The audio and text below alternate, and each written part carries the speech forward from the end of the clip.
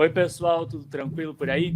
Eu sou o Igor, jornalista da Projic, e estou aqui com vocês para mais um bate-papo na nossa série de Sessão Terapia. Um projeto do Endomarketing.tv, o blog da Projic, que tem como objetivo levar e trazer em pauta a saúde mental no ambiente de trabalho e como que a gente pode lidar com as N situações aí que mexem com o nosso psicológico. E o tema escolhido para o nosso bate-papo de hoje é a síndrome do pânico, que são esses ataques, essas crises de ansiedade que dão repentinamente nas pessoas e que, atinge de 2 a 4% da população brasileira. É um número bastante significativo, né, pessoal? E esse bate-papo não vai ser feito só comigo, não. Eu tenho bons convidados para conversar comigo e para a gente falar sobre. Eu vou apresentar agora eles para vocês. O primeiro deles é o Henrique de Moraes. Ele é sócio fundador da agência digital We. Ele também é responsável pela produção do podcast Calma, que fala sobre assuntos da vida, da carreira, sobre ansiedades, etc. Então, seja muito bem-vindo, Henrique. Valeu, Igor. Obrigado pelo convite, cara. É um prazer estar aqui. Outro meu convidado é o Leandro Bronze. Ele é músico, artista de Niterói e que eu tenho certeza que vai agregar muito nesse bate-papo, porque ele vai trazer um pouquinho aí de relatos, de experiências, de vivência com a síndrome do pânico. Então seja muito bem-vindo e obrigado também aí, Leandro, por bater esse papo aí conosco.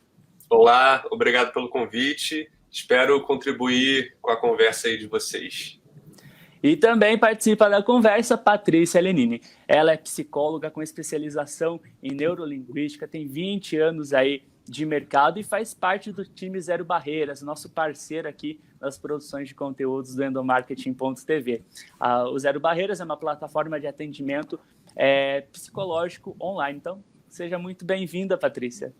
Obrigada, Igor, pelo convite. Eu espero poder contribuir aqui com a conversa. Com certeza. Bem, pessoal, eu queria começar esse bate-papo contando como foi que eu cheguei até o Henrique e até o Leandro. Porque, como eu comentei na apresentação do Henrique, ele tem um podcast chamado Calma. E, por algum motivo, esse podcast apareceu no meu radar e eu acabei ouvindo 1 ou 2 episódios ali, há um bom tempo atrás.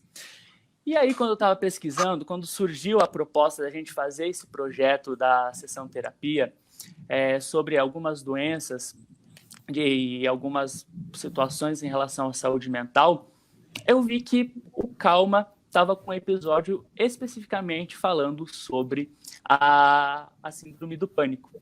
E aí, o Henrique e o Leandro relatavam um pouquinho sobre suas experiências, suas histórias com essas crises de ansiedade. Queria então que você comentasse com a gente sobre a sua relação com a ansiedade, a ponto de levar você a produzir um episódio do seu podcast específico para falar sobre o tema. Vamos nessa. Bom, primeiro, é engraçado estar na posição diferente aqui, né? Eu tô acostumado a falar, entrevistar as pessoas. Acho que eu nunca tive... É a primeira vez que eu tô do outro lado, né? Mas, bom, o que aconteceu foi que eu, no ano passado... Não, esse ano ainda, no início do ano, eu tive uma crise de ansiedade. E, assim, foi a primeira vez que eu tive na minha vida. Eu, inclusive...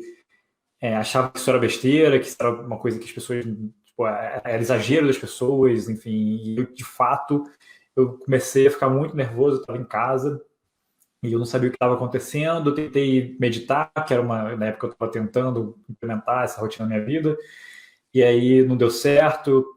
Eu deitei e fiquei tentando pensar na vida. Acabou que eu saí para dar uma volta de bicicleta e foi o que fez assim esse nível de ansiedade baixar um pouco, né? E aí eu comecei a escrever. Eu tenho um hábito de escrever coisas que eu queria há pouco tempo, na verdade, mas de escrever um pouco e botar as coisas para fora. Eu comecei a escrevi um texto, entendi o que estava acontecendo e beleza, passou. E aí agora, um mês atrás, eu não sei quanto tempo tem exatamente, eu tive uma outra crise e que foi um pouquinho diferente. Eu estava no café da manhã, na verdade, com minha família, né? Eu, minha esposa e minha filha. A gente toma café todo dia juntos. E eu estava falando com ela, perguntando se eu podia fazer uma troca com ela, alguma coisa da rotina da nossa filha, né? Se tem como levar ela na creche hoje, alguma coisa nesse sentido. Ela assim, mas por que você quer mudar? Pô, a rotina já está estabelecida, tem minhas coisas para fazer, não sei o que lá. E eu comecei a chorar. Comecei a chorar loucamente, assim, eu não sabia o que estava acontecendo, não estava entendendo que eu estava chorando. E, enfim, ela falou, não, desculpa, a gente pode trocar, se foi isso, né? Eu falei, não, cara, tô me sentindo muito mal, não sei o que tá acontecendo, não sei o que, eu já vinha sentindo isso, né? Mas ainda não tinha chegado num ponto disso, acho que externalizar, né? E aí eu comecei a pensar, comecei a tentar fazer uma engenharia reversa ali para entender o que tinha acontecido, e eu percebi que tinham muitas mudanças acontecendo na minha vida que separadamente talvez eu tivesse capacidade de lidar com elas tranquilamente, mas que elas somadas, eu acho que causaram esse pico de ansiedade. Então, a minha filha nasceu, ela tem 1 ano e pouquinho, né, agora, então isso já é uma mudança muito grande, só que ela nasceu, veio pandemia. Então, assim, o suporte que normalmente você teria da sua família, por exemplo, de ter gente mais perto, ajudando e tudo mais, a gente não teve, a gente teve que ficar isolado, eu, minha esposa e a nossa filha. Então, assim, para a gente era uma coisa nova, enfim, isso tudo já é suficiente. Para quem tem filho sabe que é suficiente para causar uma ansiedade muito grande. Depois veio o Covid, né? Então, assim, que mudou um pouco a minha relação com o trabalho também, a minha relação com a minha esposa, porque a gente ficou ali trancado dentro de casa, com uma filha e tudo mais. E a minha agência teve uma saída de sócio, e então, assim, que era uma pessoa que dividia os problemas comigo, de repente todos os problemas eram meus, só meus, né, basicamente, assim, lógico. E a gente ficou 100% remotamente, a gente fechou o escritório, porque eu já tinha essa mudança para Portugal, estou morando em Portugal hoje em dia, eu falei com o Igor aqui um pouquinho antes de a gente começar, né? Eu já tinha essa mudança planejada, e o meu sócio ia ficar cuidando do escritório do Brasil, e meu sócio saiu, então, assim, eu aproveitei, fechei o escritório, a gente ficou 100% remoto, e teve a mudança de país. Então, assim, se você parar para analisar, são 4 mudanças que são bem grandes e intensas, e que eu separadamente talvez eu conseguisse lidar tipo, de forma mais tranquila, mas quando somou isso tudo, eu acho que foi um peso maior. E fora que isso tudo também meio com a minha esposa.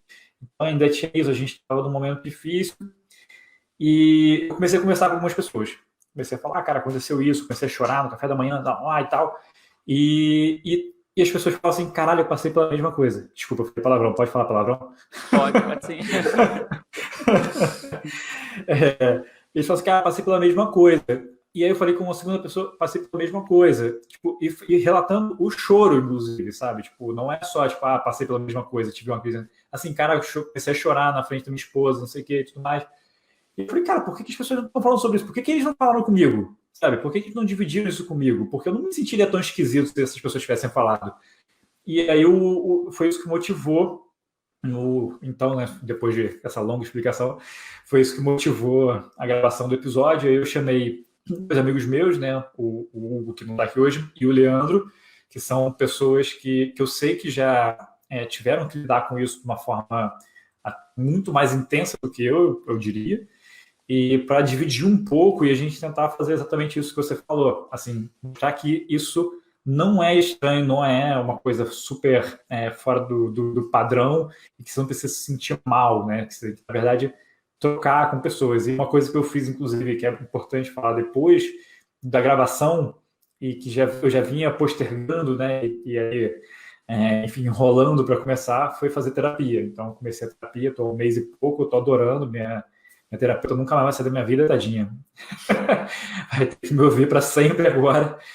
E que também tem me ajudado muito, tem me ajudado no meu relacionamento com minha esposa, e lidar com todos esses problemas. Está muito no início ainda, tadinha, ainda tem que ouvir muito para, de fato, alguma coisa ser solucionada, mas é um trabalho que eu sei que também é para sempre.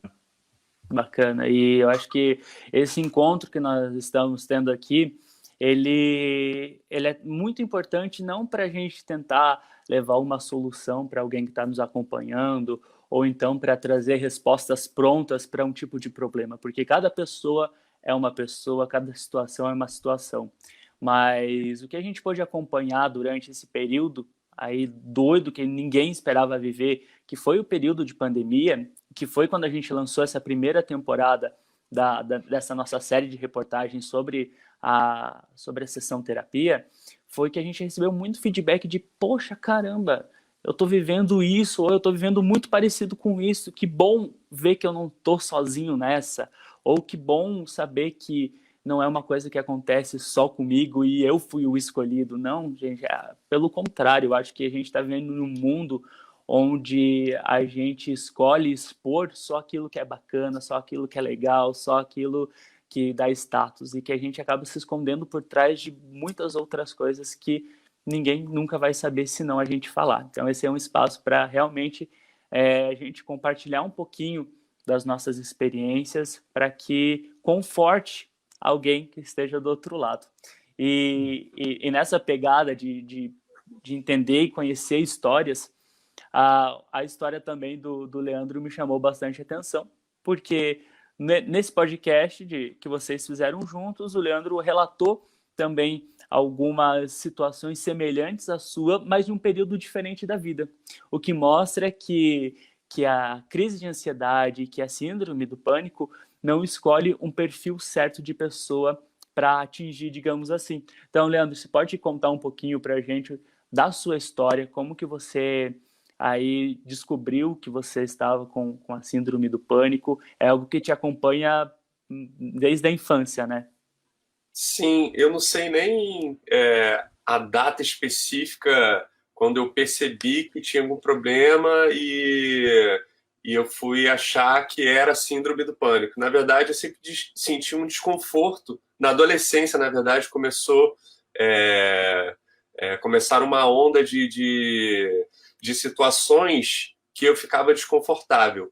E isso foi aumentando até o ponto de eu perder o controle, assim. Isso começava com, vou dar um exemplo, assim, eu falei até no podcast do Henrique, ônibus. Eu entrava no ônibus, sentava e eu começava a suar, meu coração começava a bater muito forte e eu descia no ponto seguinte. E eu não entendi, eu era adolescente, assim, eu falava, que doideira, enfim, vou andando. Aí eu comecei a ir andando para a escola. Minha escola era longe, assim, 1h30 mais ou menos andando, e era o tempo, a minha escola, quando eu tive essa mudança, não tinha chamada. Então, eu falei, beleza, então eu vou estar tranquilo, não preciso assistir aula, assim, sabe? Aí eu ia andando, esperava um tempo e voltava andando da escola. Eu ia, ficava em frente, assim, e voltava. Isso durante muito tempo, assim. E como eu não sabia o que estava acontecendo, eu acabei me perdendo nessa rotina, assim, sabe? Aí, toda hora que eu entrava em ônibus, já acontecia isso, eu falava, cara, que doideira. E você sente um pouco de vergonha, você não sabe muito como agir, sabe? Aconteceu muito comigo, assim, de falar, cara, que doideira que está acontecendo. Eu não me abria com meus amigos, assim. E eu comecei a ficar cada vez mais introspectivo e me isolar cada vez mais, entendeu? E eu sempre lidei bem com a solidão. Na verdade, a solidão é o meu refúgio, minha zona de conforto. Só que eu acabei ficando muito isolado cada vez mais. Meus amigos me chamavam para sair, eu não ia, inventava desculpa.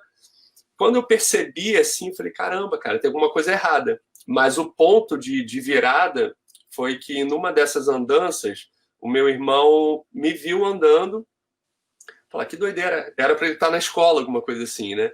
E depois os amigos lá, tipo, da escola, conversaram com meu irmão, falaram, cara, seu irmão tá vindo há, sei lá, 3 meses.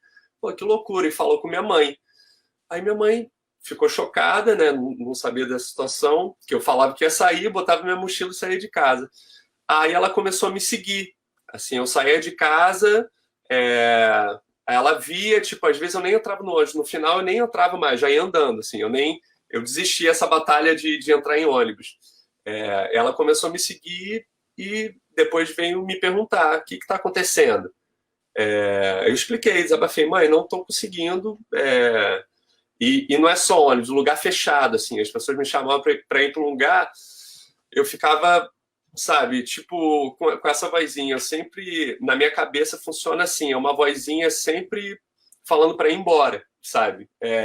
Tipo, olha só, você está começando a suar, Pô, cara, e sempre quando eu chego num lugar, eu olho pra porta, assim, sabe? Tipo, então ali é a porta de saída, porque, sei lá, eu sempre penso na fuga, aí eu vou matutando uma desculpa para inventar para sair, assim, sabe? Só que essa virada foi que eu percebi, minha mãe conversou comigo, eu nunca fiz terapia, nunca fui médico, isso é até um caso à parte, eu não sei se... tem muita gente que precisa, né, tomar remédio, alguma coisa, realmente eu não sei.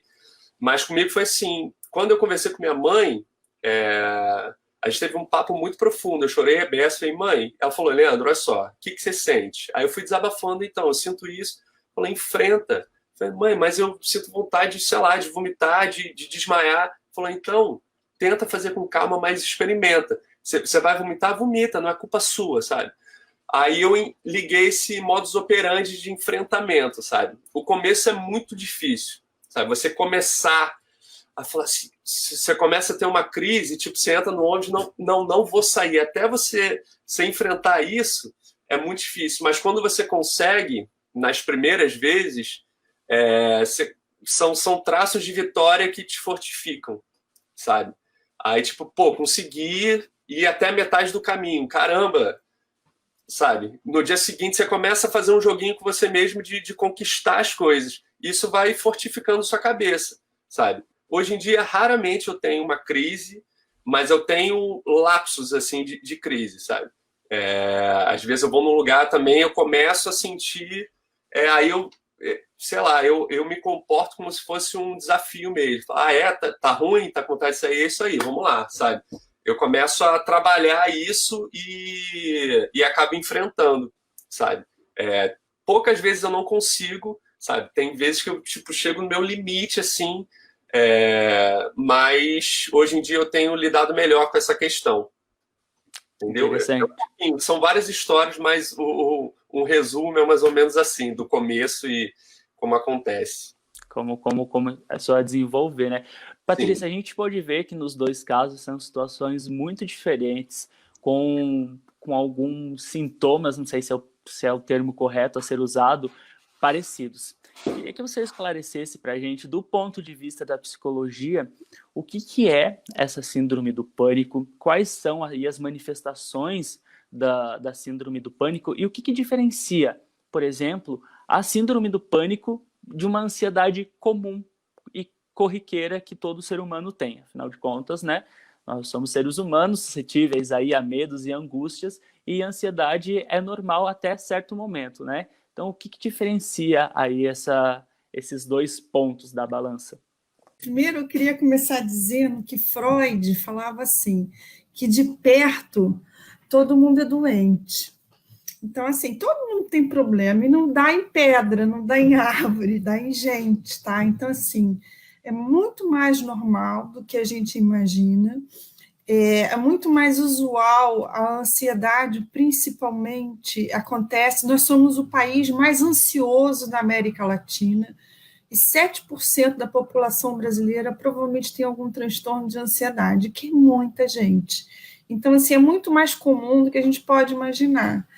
E como é que e a ansiedade e o pânico são primos, né? Então, a ansiedade é quando eu tenho... A gente costuma dizer que é a doença do futuro, né? Quando eu estou pensando em alguma coisa, eu estou preocupado com algo, e a gente costuma falar que são situações de estresse extremo, de morte, de mudança, né? Mudança traz ansiedade, mudar de país, a gente está mudando as 3 coisas principais da vida, o que eu faço, com quem eu faço, e onde eu faço, que foi o que o Henrique fez. Então, isso traz ansiedade. Eu mudei as 3 principais raízes, né, que me fazem a identidade, entende? Então, eu estou refazendo um pouco a minha identidade. Isso traz ansiedade.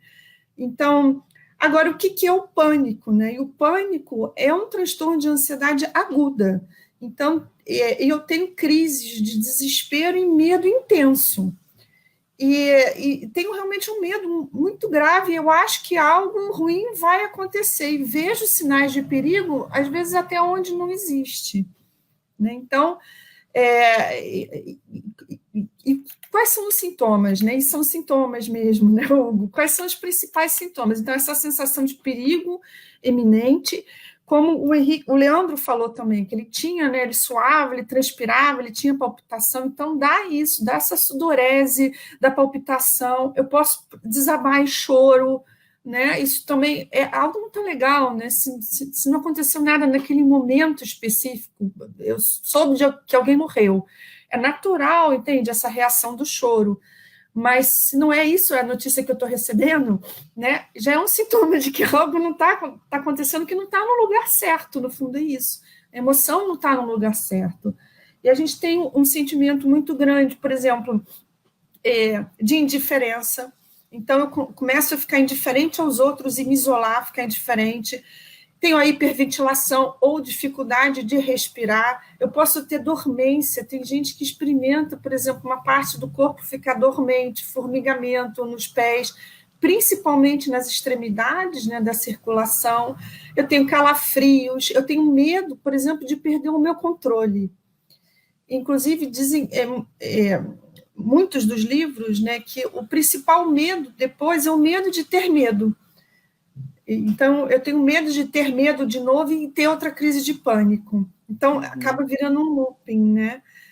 E a diferença, né, dela para a ansiedade é que a ansiedade ela está circunscrita, ela é um episódio, provavelmente eu consigo fazer uma relação de causa e efeito, e às vezes no pânico a pessoa se pergunta, né, mas de que eu estou com medo agora? O que aconteceu para eu chorar desse jeito? O que aconteceu para eu querer descer do ônibus? Que é um pouco aqui os exemplos que a gente está trazendo.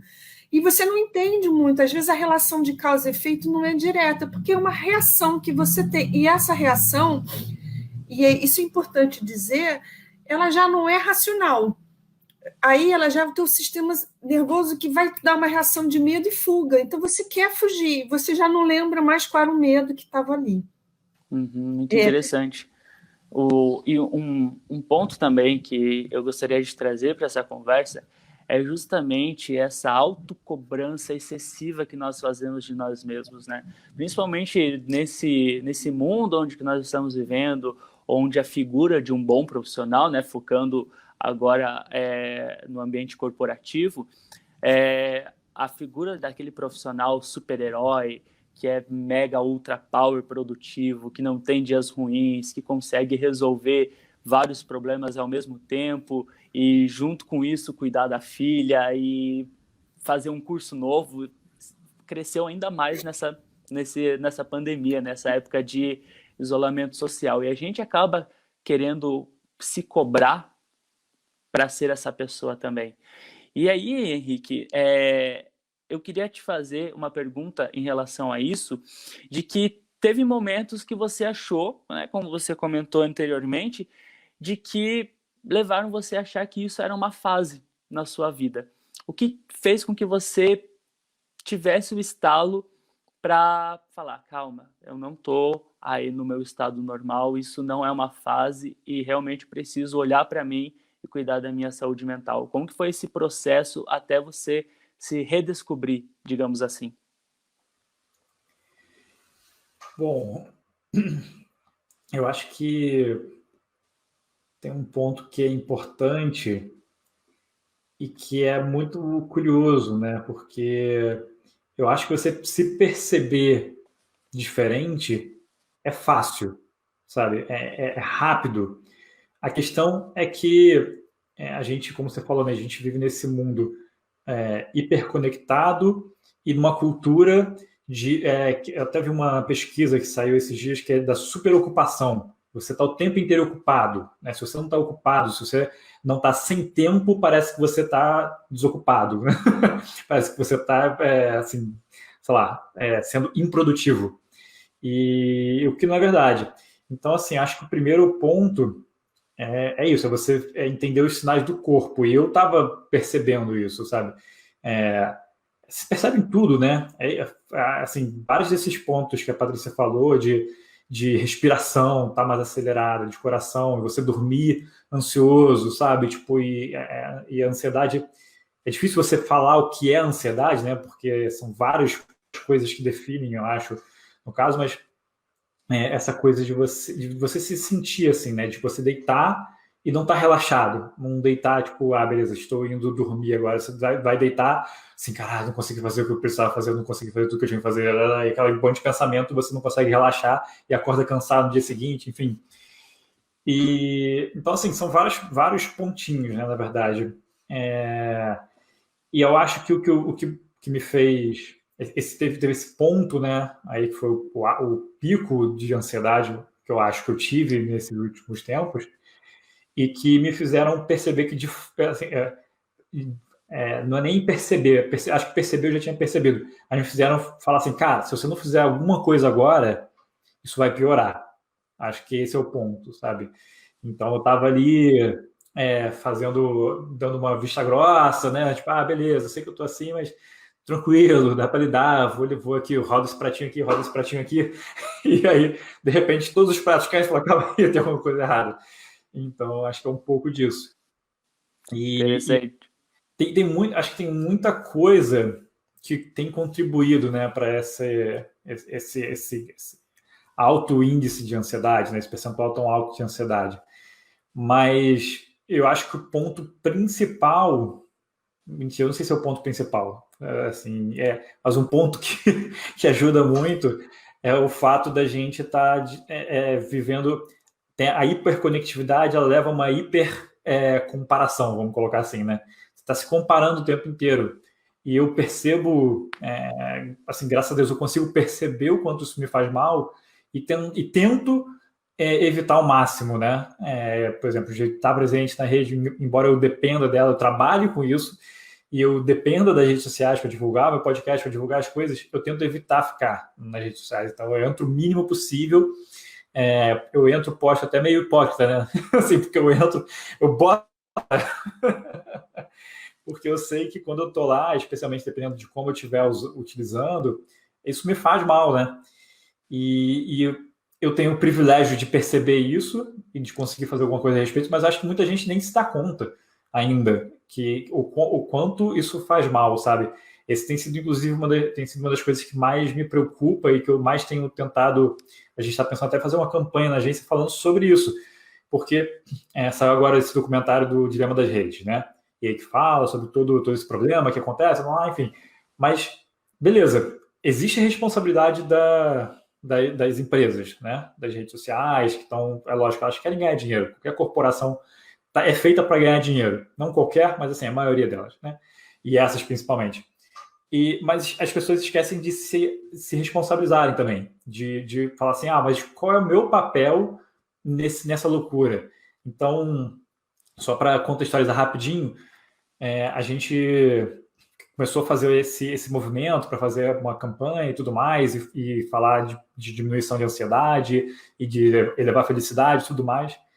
E eu me percebi, um dia eu fiz uma palestra e postei lá no LinkedIn falando, isso aqui e tudo mais. E de repente parei, cara, de verdade, no que isso contribuiu para a vida de alguém? Zero. Que alguém saber que eu dei uma palestra em algum lugar contribuiu para a vida de alguém? Zero. No máximo vai falar assim, por que o Henrique está dando palestra e eu não estou? Por que o Henrique a carreira do Henrique está alavancando, a minha não está? E nem está. Foi um acaso que aconteceu, de eu estar no lugar certo, na hora certa, e, enfim, ia acontecer de eu falar naquele lugar. Mas não era nada de extraordinário, nada aconteceu, nada mudou minha vida, nada nesse sentido. E eu comecei a me perguntar isso, falei, cara, assim, a gente tem uma responsabilidade na ansiedade, porque a gente fica o tempo inteiro também publicando nossas vitórias, né? Então, você começar a fazer uma análise do quanto você é responsável por todo esse panorama, toda essa realidade que a gente está vivendo hoje, eu acho que é um ponto importante, mais importante do que a gente culpar as corporações que não vão mudar, é a gente começar a mudar nosso comportamento. Então, acho que esse é um ponto que... E é muito difícil, tá? Eu não estou falando isso aqui em cima do meu pedestal aqui, falando, nossa, eu mudei tudo. Não, mentira. De vez em quando eu posto uma coisa e falo, cara, por que eu postei isso? E é só depois, nunca é antes, sabe?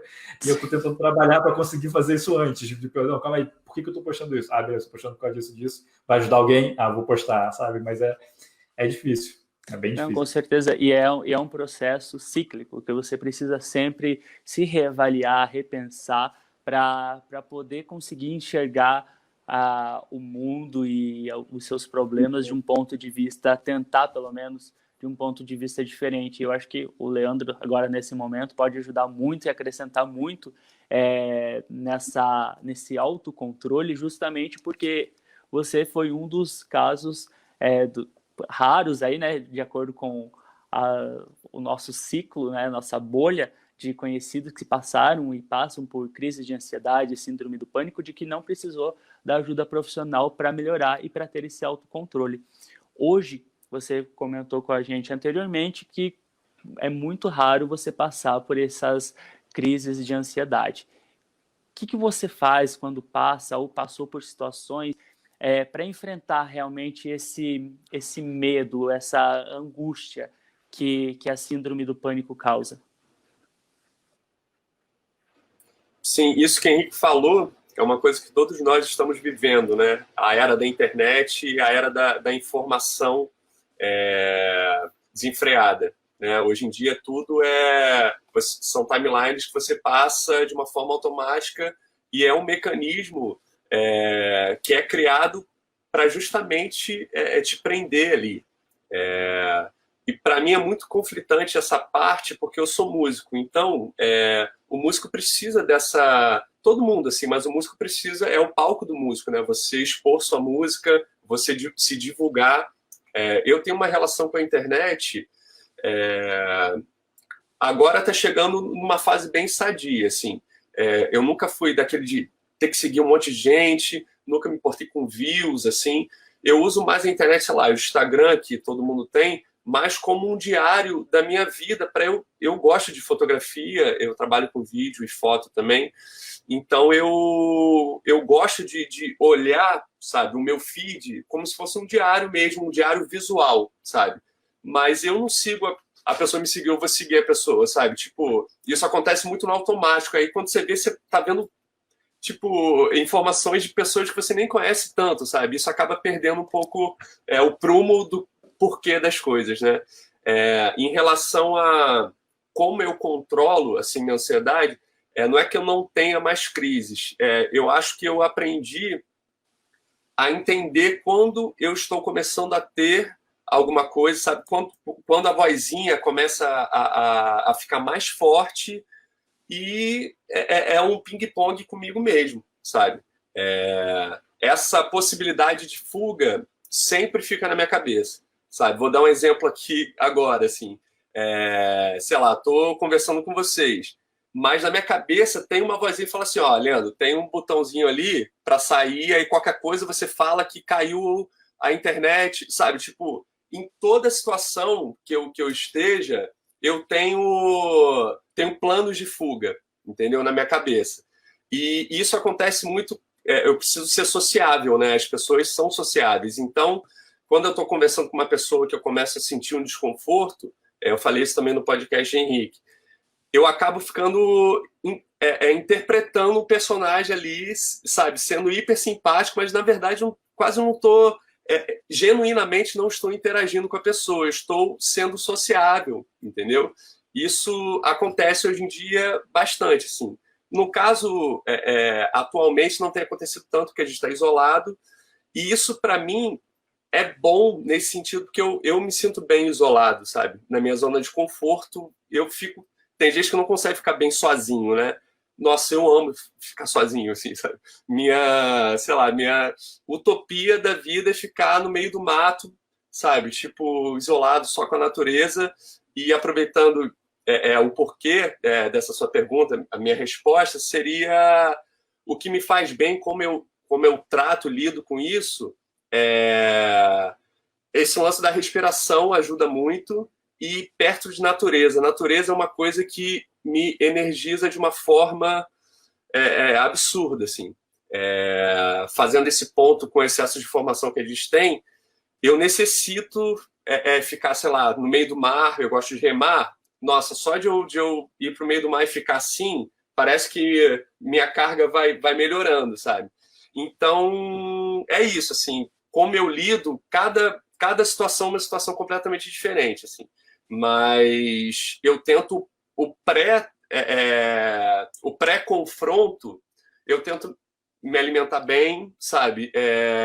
Meditar, eu tenho meditado bastante, e perceber, sabe, no que a gente ingere, questão da comida também, eu acho que influencia muito você comer coisas mais junks, assim, mais gordurosas, isso acaba deixando sua cabeça mal, sabe, tipo, seu corpo não funciona como deveria. Então, eu acho que eu tenho conseguido me controlar melhor porque eu tenho pensado e pesquisado cada vez mais no bem-estar do meu corpo. E, consequentemente, a minha mente fica mais afiada para lidar com as situações. Não é que eu não tenha mais esses confrontos. Eu tenho, mas de uma forma mais amena, entendeu? Uhum. Volta e meia tem um pouquinho mais pesado, mas é mais um desafio, assim. Legal. É claro que aqui não é o meu local de fala, até porque eu estou entrevistando e não estou sendo entrevistado, mas realmente é isso. E na minha vida eu acabo aplicando esses pontos também. Eu não sou uma pessoa que eu me considere ansiosa ou que tenha alguma crise. Eu já tive, eu nunca passei por isso. Mas, como todo ser humano, eu também tenho minhas angústias e meus momentos ali onde eu estou menos confortável e mais confortável. E por estar numa posição de conversar com as pessoas, de apresentar eventos e etc., é justamente o que você comentou, Leandro. Tem momentos que a gente acaba encarando um personagem para poder encarar aquele medo. E quando você vê, você já tá mais confortável em estar ali onde você está e conversando com as pessoas e interagindo com elas. E eu acabo também buscando algumas válvulas de escape para conseguir me reconectar comigo mesmo, porque seguindo toda essa lógica que a gente vem falando de redes sociais e hiperprodutividade, tem momentos da nossa vida que a gente acaba entrando em um piloto automático e começa a fazer as coisas sem ao mesmo sentir o que você está fazendo. E cuidar da saúde mental não é você chegar a ponto de ter uma doença relacionada à mente, mas é você cuidar da sua saúde, tanto física quanto mental, para não chegar nesses ápices, né? Então, se você se conecta com a natureza, sai para remar, isso pode funcionar como válvula de escape para você, assim como para mim funciona correr, funciona ver um pôr do sol, funciona conversar com outras pessoas, que é um lado oposto, né? E daí, nesse sentido, Patrícia, eu queria perguntar para você, como que as pessoas elas podem achar essa válvula de escape para que elas consigam esse autocontrole e em momentos de crise? Poxa, eu estou tendo uma crise nesse momento de ansiedade. O que eu posso fazer para me acalmar? Como você falou, eu acho que foi a fala do Leandro, o ideal é a gente se perceber até antes da crise, né? Porque nenhum casamento termina de uma hora para outra. A gente tem vários sinais amarelos antes de saber que aquilo não está bem. Assim, também é o nosso corpo, ele vai te dar pequenos sinais amarelos para dizer, olha, tem algo aqui que não está legal, você não está lidando bem. Geralmente é com uma emoção. E às vezes a gente não dá ouvido, né? Mas eu acho que é isso, reconectar com o seu sentimento, com a sua emoção. Eu acho que é o principal. A gente costuma dizer, o medo é uma emoção genuína, né? Então, o medo é uma emoção muito básica, muito primal, te põe na fuga, e ele é importante. Então, a gente ter ansiedade já é uma emoção que é social, assim, eu preciso entregar aquilo, é por conta do excesso de produtividade, da demanda crescente da nossa vida, eu preciso ser social, o Leandro falou, né? A gente tem uma cobrança de ser simpático, né? Que é uma coisa até, né? Porque eu não posso ser do jeito que eu sou, se eu sou mais tímido, se eu falo menos, por que eu não posso estar dessa forma, que é a forma que eu sou? Então, a gente se reconectar com as nossas emoções, de fato, como eu sou, para começar, primeiro, me aceitando, né? E aí, sim, ao me aceitar, eu entender quais são os meus gatilhos, a gente chama de gatilho, né? Ou seja, o que é aquilo que me deflagra uma ansiedade? É um prazo, é um estresse, é uma cobrança.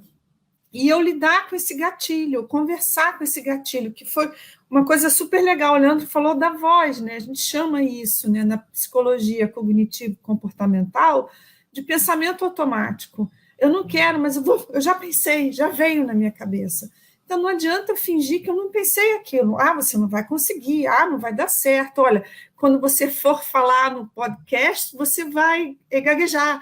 Então, você, né, tem essas vozes dentro de você. E como é que você conversa? Porque você precisa restabelecer esse diálogo interno. Dizer, não, olha, eu sei falar sobre esse assunto, eu vou conseguir, né, vou desenvolver o tema. E aí é muito importante o que você gosta de fazer, né, Hugo? Tem a minha sócia, que você conheceu, a Cristiane, ela adora cozinhar, então ela está mais cansada, foi um dia mais puxado, teve mais cobrança, vou para a cozinha. Eu já não sou de cozinhar, mas eu adoro caminhar, então, para mim, o físico funciona bem para, né, liberar o meu estresse, como eu vi que o Henrique, ele vai, anotei até aqui, que ele vai dar a sua volta de bicicleta, ou o Henrique vai dar a volta de bicicleta, né? Então, e a atividade física, ela ajuda muito a rebalancear, a sair a tensão do estresse, esse acúmulo, né, de exigência que nós fazemos numa sociedade que só posta o que está certo. Ninguém posta, ó, tô mal, tive uma crise de ansiedade hoje. Alguém pode me ajudar? Eu não vejo post. Então, a gente entrou também numa sociedade do consumo do perfeito. E o perfeito, ele nasceu, abriu o olho e morreu. Né? Ninguém é. Então, mas a gente continua nessa cobrança de selo. Então, acho que é diminuir um pouco, né, essa cobrança que é feita também, né, por você mesmo, para você, mesmo que possa vir de outra pessoa, mas começa muito por você, e se reconectar com as suas emoções. Legal. E existe muito tabu ainda em torno desses problemas em relação à saúde mental. E parte deles, a maioria, eu diria, é pela falta de conhecimento, que acaba afetando o relacionamento nosso com as outras pessoas. E como que as pessoas vão entender o que eu estou passando, sendo que elas não conhecem sobre isso? Como que você, Leandro, se relaciona com as pessoas, você principalmente que falou que para você a utopia é viver, é estar em um ambiente sozinho. Como é esse relacionamento com as pessoas? Como que as pessoas enxergam esses momentos aí durante a sua vida, quando você teve, por exemplo, uma crise de ansiedade, uma crise de pânico? Como foi a recepção das pessoas em relação a isso na sua vida, a sua interação com as outras e de que forma com que você lida com esse assunto com os terceiros? Uhum. É muito difícil você demonstrar vulnerabilidade. Eu acho que para qualquer um, você chega, oi, tudo bom? Eu estou tendo uma crise de pânico, sabe? Isso não existe, não passa pela sua cabeça você se abrir, principalmente com pessoas que você não conhece tanto. Na verdade, as pessoas que lidam, entre aspas, as pessoas não lidam com o meu pânico porque eu tento armar de uma maneira de não transparecer que eu estou tendo, entendeu? Um ataque de pânico. Vamos supor, eu sou meio conhecido assim, Leandro é maluco, Leandro gosta de andar mesmo, sabe? E isso é uma zona de conforto para mim, porque eu realmente gosto de andar, mas tipo, sei lá, 3 horas da manhã eu tô na casa de um amigo, assim. A gente vai dormir e eu cismo assim, cara, eu preciso ir para casa. Mas como é que eu vou falar para os meus amigos que eu preciso ir para casa? Eu invento uma desculpa e vou para casa 3 horas da manhã, entendeu? Só que as pessoas não pensam assim, ele está tendo uma crise de pânico. Eu, antes de colocar para fora que eu vou embora, eu invento uma história bem amarradinha de, cara, eu esqueci que eu tenho... Pô, é um compromisso, ela tem que entregar, mas você não pode entregar amanhã. Não, cara, 4 horas... 4 horas da manhã tinha que ter entregado. Então eu sou muito convincente, entendeu? E aí quando eu consigo fugir, que eu dou aquele respiro. Mas ao mesmo tempo, quando eu perco essas batalhas, esse nível, sabe, de confiança comigo mesmo cai, entendeu? Por isso que hoje em dia, muito tempo que eu não tenho uma crise forte assim de sair de um lugar importante. Sabe? Eu falei também no podcast, Henrique, a última crise que eu tive foi em relação a tocar, foi uns 3 anos atrás, que eu estava no auditório com vários artistas, até com certo nome, e era um programa ao vivo. Então, eu era o terceiro, assim, tipo, o programa ao vivo, a pessoa lá tocava, dava uma entrevista. Era um auditório, assim. Aí, beleza, eu cheguei lá, começou a me dar uma crise. Eu falei, cara, programa ao vivo não tem como, né? Primeiro começou a tocar. Eu fui no banheiro, joguei água na cara, olhei no espelho, falando, calma, tá tudo bem, você vai tocar e vai embora. Ok. Voltei, sentei no auditório. Só que tem uma hora que eu não consegui. Eu já tava assim, cara, você vai desmaiar. Aí seu cérebro começa a jogar várias coisas que nem são verdade, mas você acredita. Assim, olha só, você tá pagando mico, cara. Olha só, tá todo mundo te olhando. E nem tá, sabe, é coisa da cabeça. Voltei no banheiro e falei assim, ó, não tem como, vou embora. Mas aí já fico pensando, vou inventar desculpa, não, vai embora. Aí nesse dia eu apertei o botão do elevador, olhei no espelho e me senti muito mal, assim, me senti um lixo. Tipo, falei, cara, olha só o que você está fazendo, cara. Você está fugindo, sabe, de uma apresentação ao vivo que já te apresentaram. O que as pessoas vão falar? Aí eu falei, então beleza, então você enfrenta. Essa foi bem forte, assim. Eu voltei, consegui me apresentar, só que eu não lembro de nada, assim. Foi um branco na minha cabeça. E é isso, assim. Você perguntou como as pessoas lidam com os meus ataques, elas não lidam porque elas não sabem, nem meus amigos, assim. Eu nunca conversei com meus amigos. Eu me abri agora que Henrique sabia que eu já tinha tido alguns casos, mas eu nunca me abri. Assim, falei, você pode falar aí, que eu relembrei várias coisas da minha vida. Falei, que loucura, né? Até hoje eu tenho, mas não é uma coisa que eu converso. E é a primeira vez que eu estou com um especialista aqui falando sobre isso. O Henrique acabou me trazendo para esse mundo assim, de desabafo.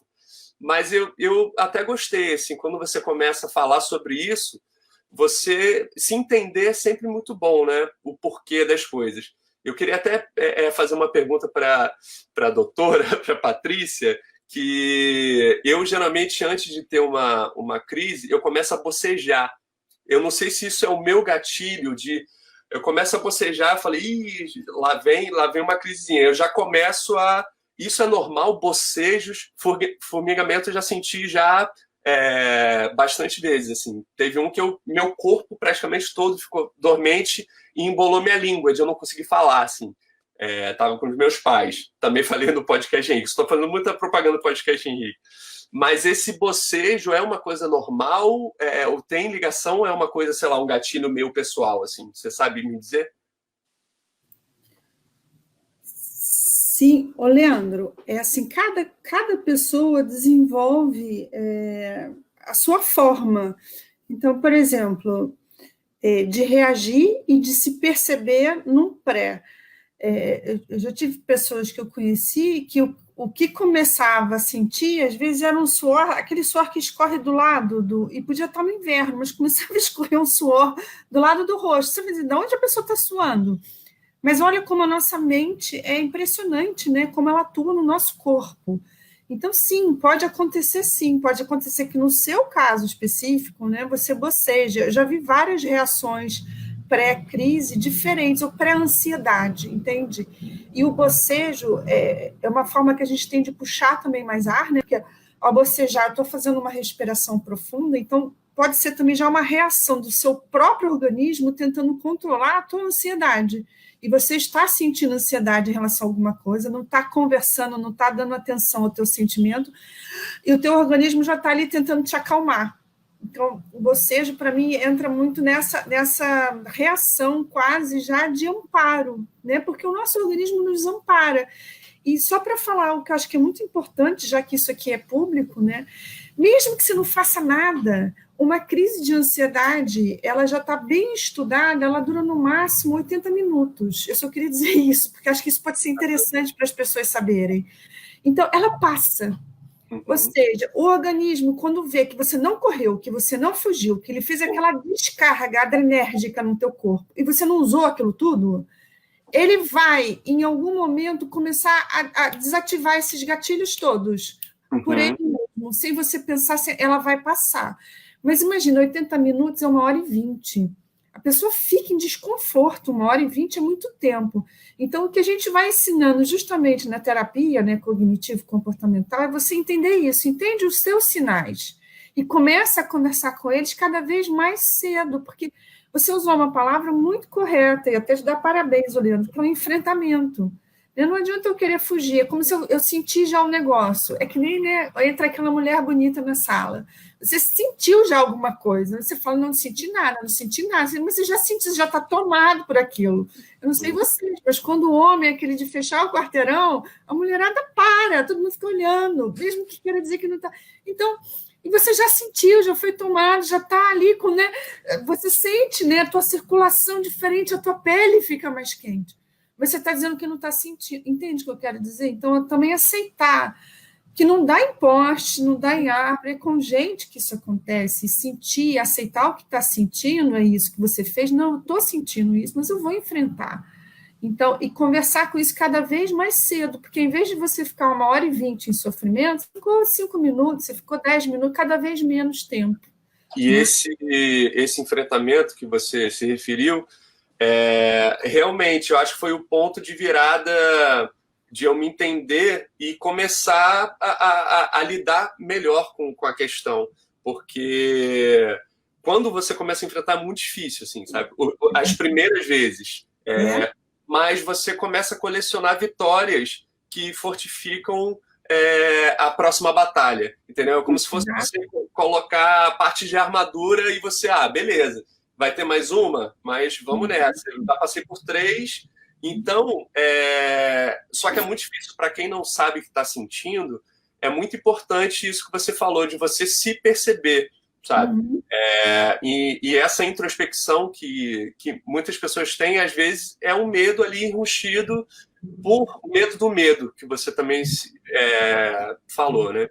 Mas acho que você falou uma coisa muito importante também, que é a vulnerabilidade. A gente, né, principalmente o homem, aí eu deixo dizer até que dar os parabéns para vocês dois estarem expondo aqui, né, as crises que vocês tiveram, porque tem muito uma coisa assim, não, isso vai passar, isso não é nada, eu consigo lidar com isso, né? Menosprezar, né?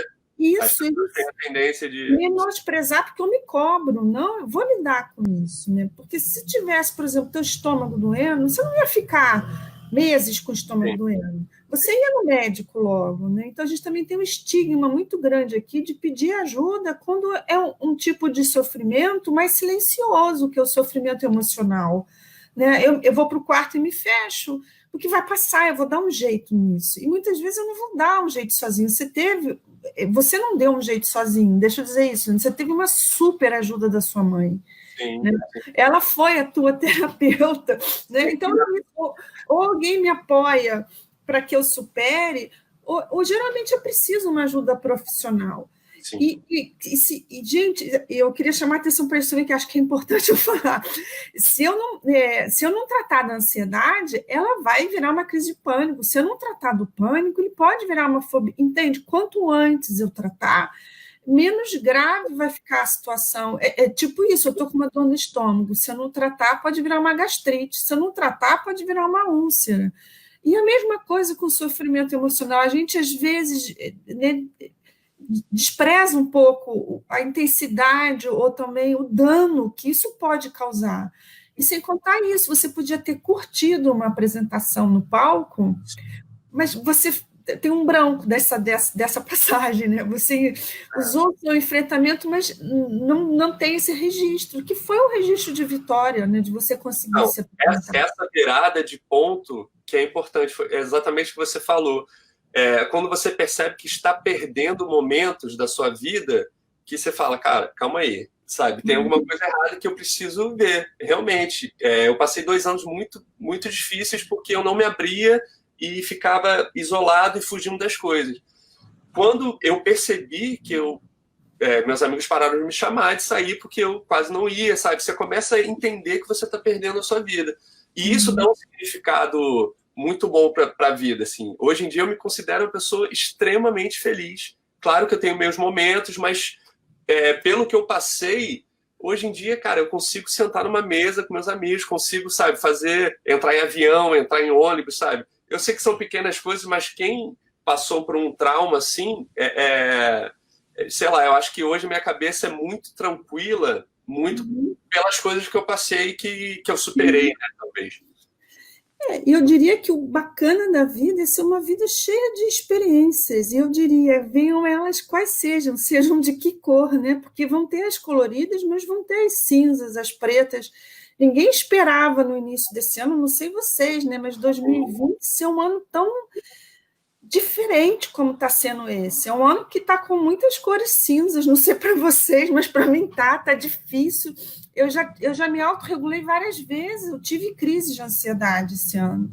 Porque, assim, nossa, eu fiquei de saco cheio de ficar dentro de casa. Então, assim, eu tive que me autorregular, de fazer respiração, de fazer meditação, coisas que me ajudam, de caminhar.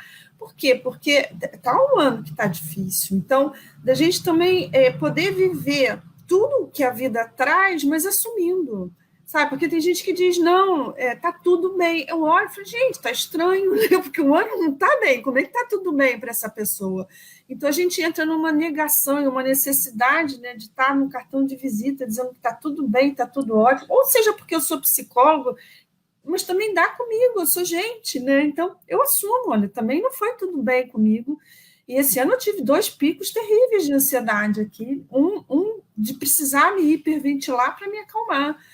Então, eu sinto que quando a gente consegue se entregar ao que está vindo, a vida fica colorida, mesmo que sejam com cores que às vezes a gente não quer. Mas é isso, poder viver tudo o que a vida traz e sorrir, né? Seja um amor, seja uma filha, seja uma mudança de país, seja tocar num palco, seja poder, né, se apresentar, pegar um avião para ir fazer um trabalho em São Paulo, e a gente poder curtir tudo que a vida se apresenta, né? Ou fazer um podcast. Falei pra caramba. Com certeza. Não, você falou super bonito, eu tive que me desconcentrar porque estava ficando emocionado no meio dessa entrevista. Mas é isso, você falou coisas que fazem totalmente o sentido de modo figurado, de dar cor para as coisas, ainda que essas cores não sejam as cores que a gente gosta e que a gente queira. E eu acho que isso conduz muito esse projeto que nós estamos construindo, de tentar levar uma luz para o fim do túnel das pessoas que acompanham o nosso blog, das pessoas que são responsáveis por outras pessoas. E caminhando para o final desse nosso bate-papo, eu queria mudar um pouquinho. Se até aqui a gente falou, olhando para o nosso eu queria direcionar agora como que as pessoas elas podem lidar com seus colegas de trabalho que estão passando por crises de ansiedade e síndrome do pânico, e como que as empresas devem tratar o assunto de saúde mental no ambiente corporativo, para que ele não se torne um ambiente cada vez mais tóxico e proporcione gatilhos para que seus colaboradores tenham síndromes de pânico.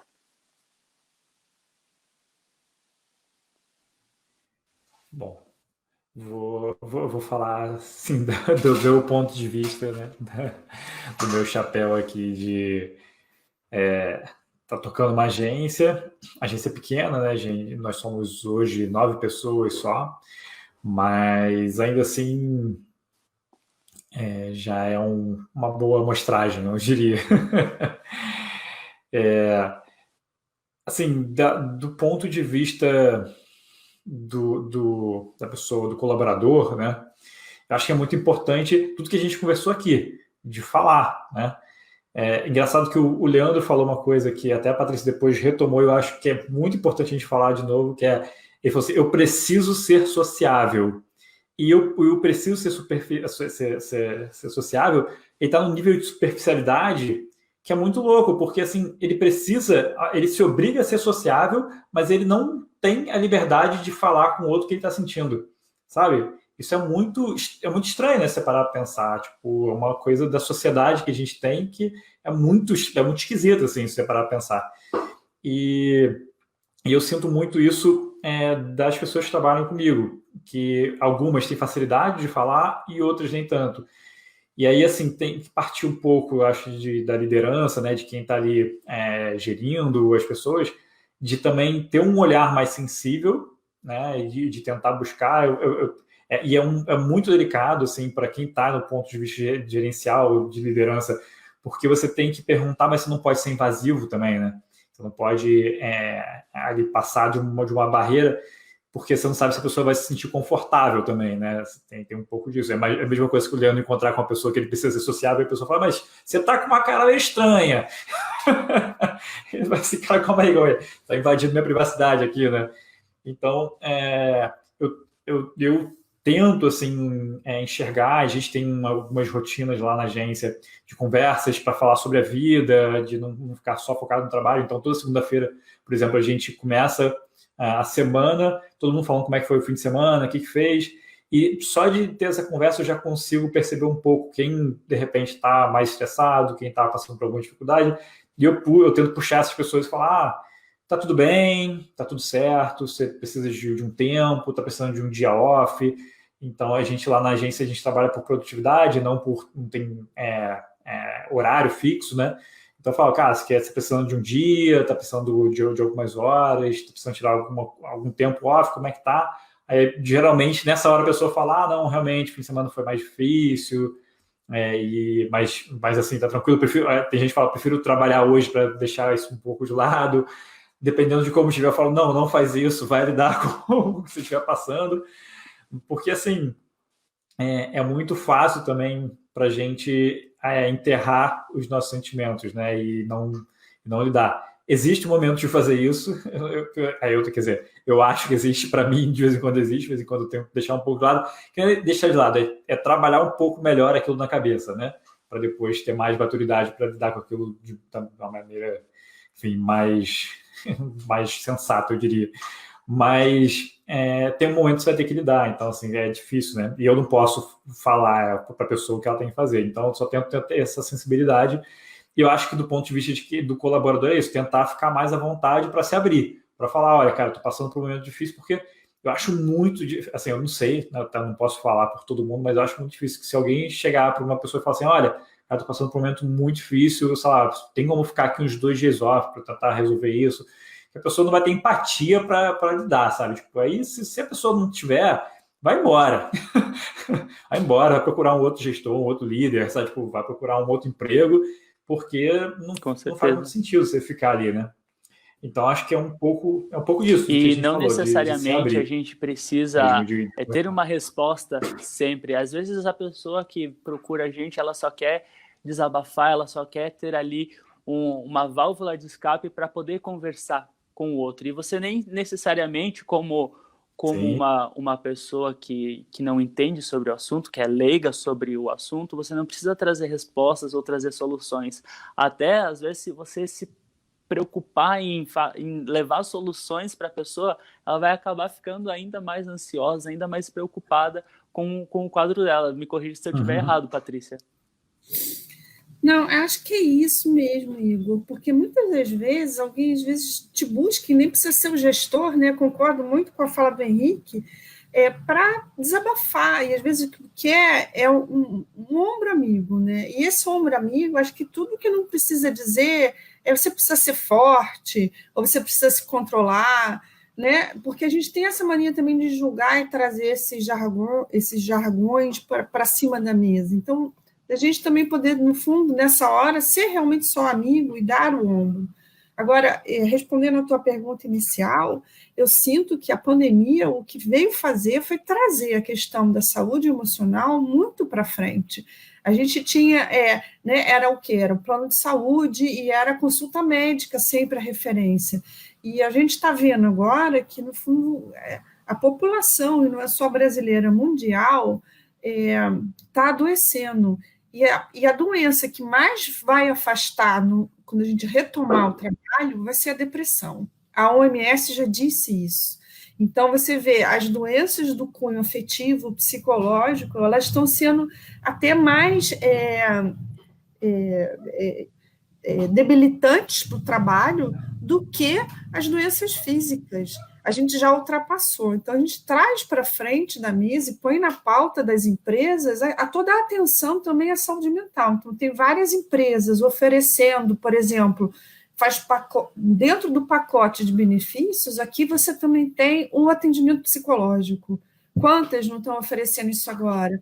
Estão se preocupando com a qualidade de vida e bem-estar do trabalhador. Eu sei que é um dilema difícil, é uma equação difícil, porque, né, o Henrique está aqui, não deixa mentir, né? Ele é um dono de uma agência, então a gente precisa de produtividade.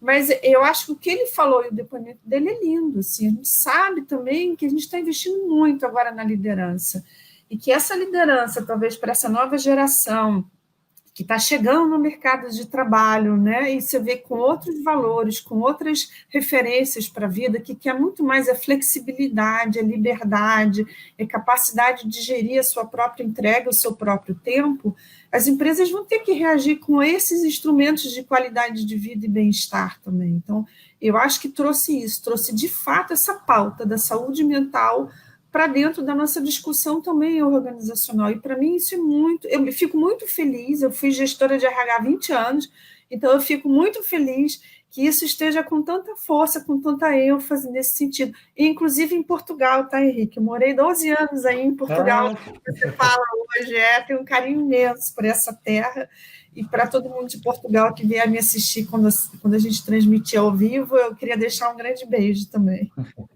Excelente. Eu posso só acrescentar um ponto importante, que eu acho que, assim, acho que um dos principais desafios é a empatia, né? As pessoas não terem empatia com a situação dos outros, enfim. E às vezes nem...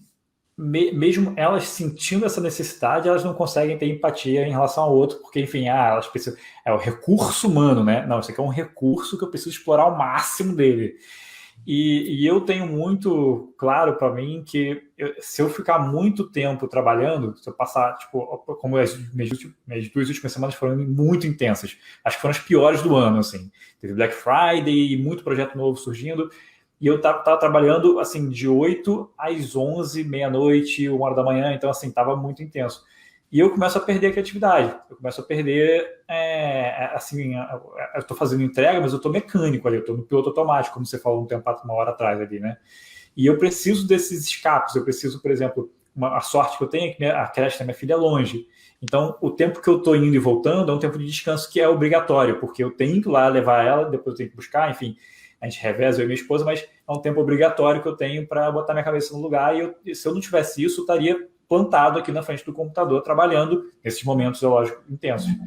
E é impressionante como as pessoas não têm empatia de perceber isso nos outros também, né? Então, eu sei que eu tenho essa necessidade, eu sei que eu preciso... Eu entrevistei um cara que eu acho sensacional, que é o Lourenço Bustani, da Mandala, uma consultoria, é uma das melhores entrevistas que eu fiz, assim, eu me inspiro muito no Lourenço, e ele fala isso, ele fala que começa a trabalhar às 11 e acaba às 4.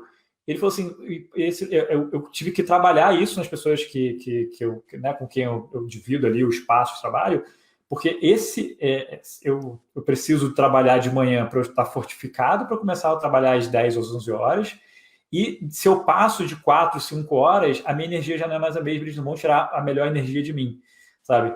Então eu acho isso lindo, porque assim, você para e pensa, e por que as pessoas conseguem enxergar isso nos outros também e dar essa liberdade das pessoas também encontrarem seu melhor momento de trabalhar e fazerem do jeito que elas acham melhor e não do jeito que você acha que elas têm que fazer porque é melhor para você ou porque está estabelecido, enfim, alguma coisa nesse sentido.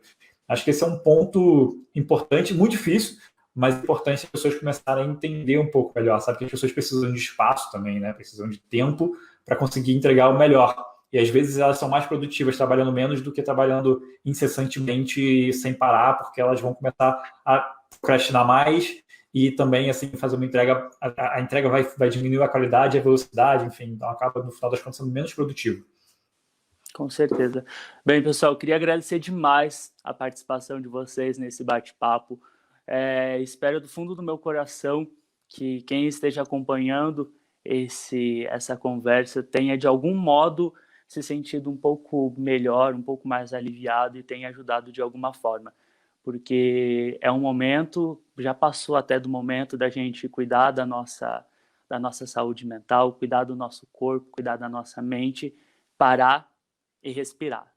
E é com esse link de respirar que eu quero começar a divulgar o trabalho de vocês, inclusive começando com o Leandro, que em outubro lançou um clipe baita massa, que quando eu estava pesquisando sobre a vida de vocês, eu encontrei esse clipe com uma mensagem final, foi feito durante a pandemia, e uma mensagem final muito bonita. Não sei se foi o propósito para respirar e se acalmar, se foi relacionado à mente, mas a mim atingiu como isso, talvez por estar um pouco mais sensibilizado com a pauta, afinal de contas, estou aí acompanhando muitas histórias em relação à saúde mental e etc., mas eu achei muito bonita a mensagem de que é um momento que a gente precisa, de fato, parar para respirar e entender o que está acontecendo por aí e com a gente mesmo.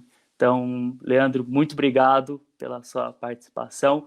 Quem quiser trocar uma ideia com você ou acompanhar aí o seu trabalho na música, como que as pessoas fazem para chegar até você? Sim, que bom que você se identificou. E justamente era a intenção de passar um pouco de acalento nesse momento tão turbulento. A música fala exatamente sobre isso, para você respirar, se acalmar, porque só de você prestar atenção na sua respiração, você já consegue emitir para o corpo um sinal de tranquilidade. Então, a música fala justamente sobre isso. E para as pessoas que quiserem ouvir, eu tenho um Instagram chamado bronze.music, né? instagram.com/bronze.music. Lá tem tudo certinho, tem um clipe, o link. Queria agradecer imensamente a você também, Igor, a Patrícia, pela oportunidade, e principalmente a Henrique, que sempre me coloca nessas conversas maravilhosas, e é um momento de eu ressignificar muita coisa que eu tenho dentro de mim. Então, queria agradecer a todos vocês e desejar um ótimo feriado e final de semana aí para vocês. Show de bola. Queria agradecer também aí ao Henrique, que a gente tanto falou aí durante o bate-papo sobre o podcast, que fez com que eles viessem participar desse nosso projeto. E realmente é um podcast que eu acompanhei antes mesmo de chegar até a pauta da Síndrome do Pânico, que foi um episódio em específico que a gente tratou durante essa nossa conversa aqui. Então, o espaço também fica aberto para você, Henrique, contar um pouquinho aí sobre o seu podcast. E se quiser também, faz um jabá aí da agência Wiki, o espaço é todo seu. Vamos lá. O podcast se chama Calma, tá em todas as ferramentas de streaming, né? E vocês podem encontrar também no site da agência, tem todas as transcrições dos episódios, notas, livros que as pessoas citaram, enfim, tudo isso. Então, o I, né? wee.digital/calma, ou seja, wee.digital/calma. Os bate-papos são super diversos, assim. Eu brinco que a pauta é não ter muita pauta, então, assim, eu já abordei todos os tipos de assuntos diferentes lá no podcast, mas sempre tentando trazer um pouco o lado humano de pessoas que têm trajetórias interessantes. Então, que eu acho que é o que falta. Eu vejo muita entrevista em podcasts que eu vejo muito falando de trabalho, e eu tento puxar um pouco mais o lado humano, tipo, o que você fez, quais são as suas paixões, como isso te ajudou. Então, é um pouco da minha curiosidade e é o que eu acho que um pouco do que falta, né? Quem quiser me seguir também nas redes sociais, é Henrique de Moraes, em todas elas. Eu escrevo, tento postar todos os dias, não consigo sempre, porque, né, tem semanas como essa aqui, isso é uma loucura.